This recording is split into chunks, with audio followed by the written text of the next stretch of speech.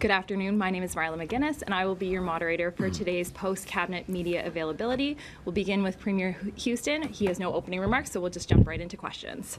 All right, Premier, can you start with your reaction to what Ottawa is, their initial response to your request from yesterday? Yeah, so I've had a bit of feedback. I know the federal government had a press conference this morning as well, but I think what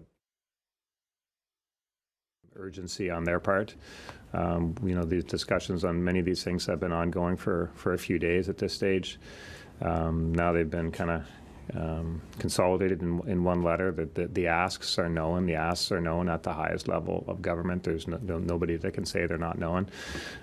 So I would urge them to act on those and be proactive on even what hasn't been requested. We have a number of federal members of parliament in this province and some senior ranking cabinet ministers too associated with the region, so I would ask them to really step up now too. Given the extent of the fires, not just here but across the country, and the competing demand, and I'm not using that word combatively, but the competing demand, do you think that when things settle, there needs to be a conversation about a more national approach to this? At times, you alluded to this a bit yesterday, at times it feels a bit piecemeal in terms of everybody sort of trying to draw from the same resources and competing for those. I think in the realm of firefighting, the kind of the mutual assistance, there's a Canadian coordination center that's there in the mutual assistance system. I think that's pretty effective. Every province would have their own resources, and as there's a need, provinces have shown their willingness to step up and help other areas. We have certainly, as a province, contributed to that. We've sent what we could send to other areas who were in need, and now we're in the need. So I think what we've seen, if I think about the example of right here with Newfoundland, they have 4 water bombers, and they basically, Premier Ferry has essentially made all 4 of those available to Nova Scotia. And New Brunswick with eight water bombers here right now, and their own situation. So everybody, I think every Canadian, when they see the need, they kind of step up and do what they can, understanding that they still have their own needs in the provincial system. So I think at that level, at the firefighter resource allocation level, if we can call it that, I think that's a good system. I think where in the fullness of time, an assessment would probably make sense would be, in terms of the at the political level, clearing hurdles that the bureaucracy may be experiencing. I think that's important, and that's why I'm really hopeful that the Prime Minister will, will understand the urgency and just kind of clear any hurdles that anyone in the bureaucracy may be experiencing. So there's always lessons to be learned from these things. There'll no doubt be some from this. Can I just get you to expand on that a bit? Because you got into this a little yesterday, and given the significance of what's going on, I'm not looking to try to get a fight going between the 2 levels of government, but it does sort of sound like you're expressing some frustration with hoops maybe you had to go to that created delays before you could get help. Is that an accurate interpretation, or can you just expand on that a bit? I think what I would say is I learned something from the Fiona experience. In the Fiona experience, the province had multiple requests of the federal government for support from the military for everything from traffic control to tree clearing and so on and so forth. And after that, once we'd kind of been through the urgency of the crisis, in my discussions with the Prime Minister, he looked me in the eye at one point and said that Nova Scotia didn't fill out the proper forms, and that's why support hadn't come as quickly. I, of course, disagreed with that assessment, but suggested that even if that assessment were true, there's a time to act, and there's a time to get more fulsome paperwork later, and there was a time to act, and it was missed.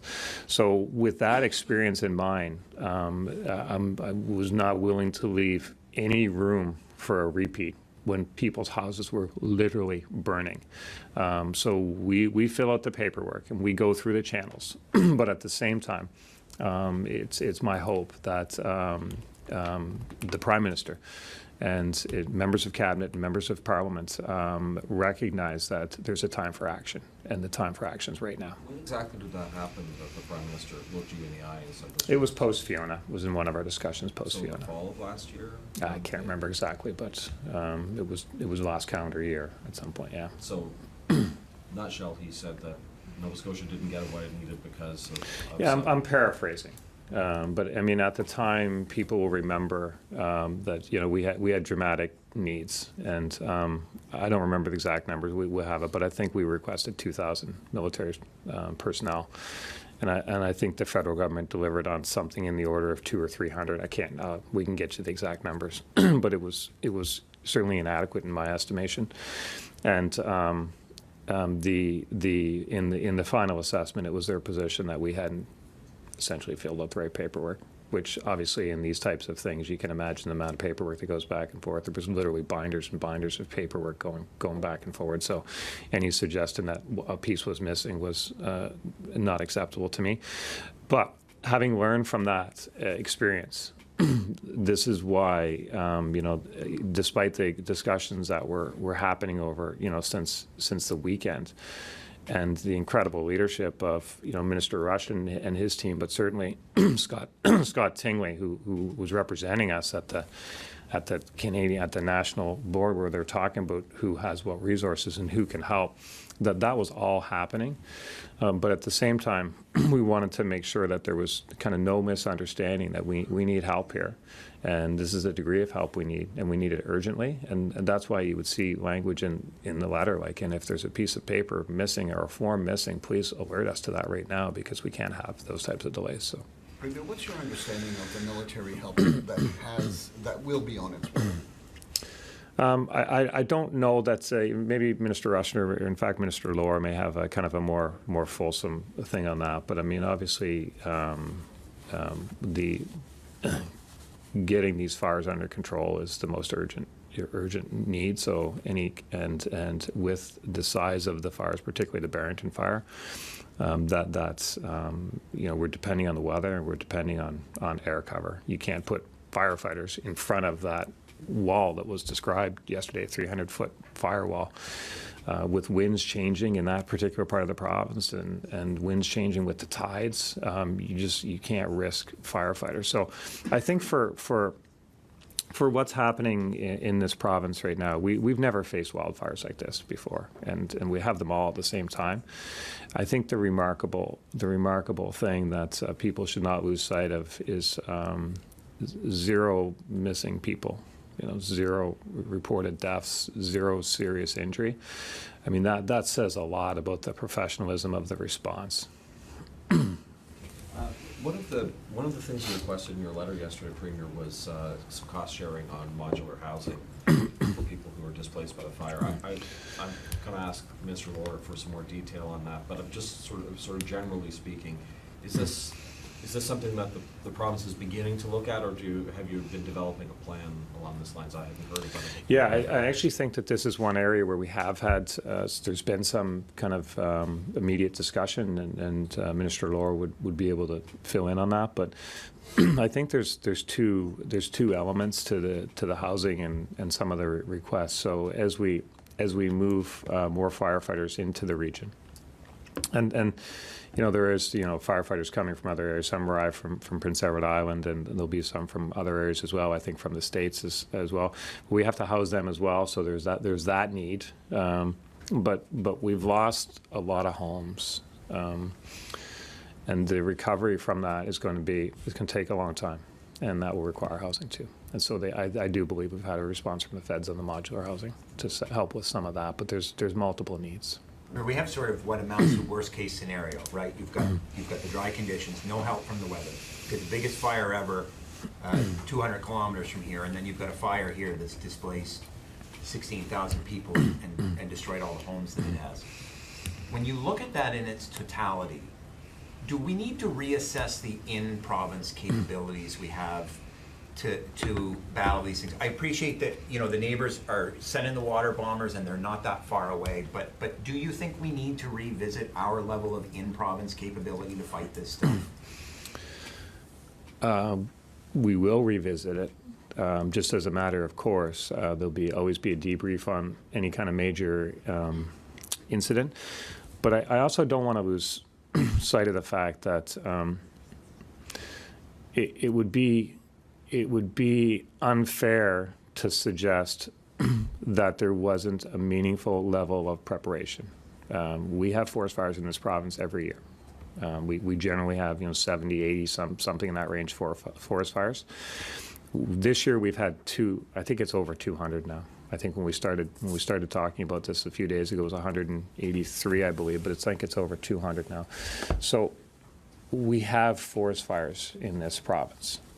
The capabilities that we have in this province to respond to those fires has suited us very well in prior years and has suited us very well, and I guess 196 fires so far this year. So I wouldn't agree with the assessment that there's been a level of unpreparedness. I wouldn't suggest that. We have air capabilities through our helicopters, and certainly we've had access through our neighbors. But does that mean that we're not interested in having a discussion about whether we can add to those capabilities? I think that would be a meaningful discussion to have, but I wouldn't want it to stand that the province was unprepared. We do have a couple of reporters on the phone, so we'll go to Keith Doucette with the Canadian Press now. Keith, do you have a question? Yes, I was just wondering, do you have any idea of, the federal minister was not very specific about when the military would be arriving from outside of Nova Scotia, saying only later today. Do you have any idea when and how many and where they might be going? Not specifically, no, I don't. But in general, I believe there's an expectation that, heading into the weekend and certainly during the weekend, there would be assistance arriving, whether that be from, the United States or whether that be from other provinces or whether that be from D&D. I don't have kind of the full details on that, but the general point is that there are firefighting capabilities arriving as we speak, and it's certainly into the weekend. Keith, do you have a follow-up question? Yeah, it's sort of a big picture question, Premier. The whole country's just come out of COVID. We've all suffered economic consequences as a result of that. Do you have any fears that things like tourism might be hurt by the fact that people are just going to be kind of freaked out about the fact, not just in Nova Scotia, across the country, we seem to be having these fires, and they could break out anywhere, as we've learned now. Do you have actually any concerns about things like tourism going ahead this summer because of the situation? No, I don't. The reason I don't is we have a great product to offer in this province. The people want to come and see and experience Nova Scotia. We're going through some fires in some parts of the province right now, which are very serious. But again, no loss of life that's been reported, no missing peoples, no serious injuries. So it's a big province. It's a vast province. It's a beautiful province, and I do believe that people will want to come and experience this province. Next, we'll go to Lindsay Jones with the Globe and Mail. Go ahead, Lindsay. Good morning, Premier. My question has already been answered, so I'll just ask you generally.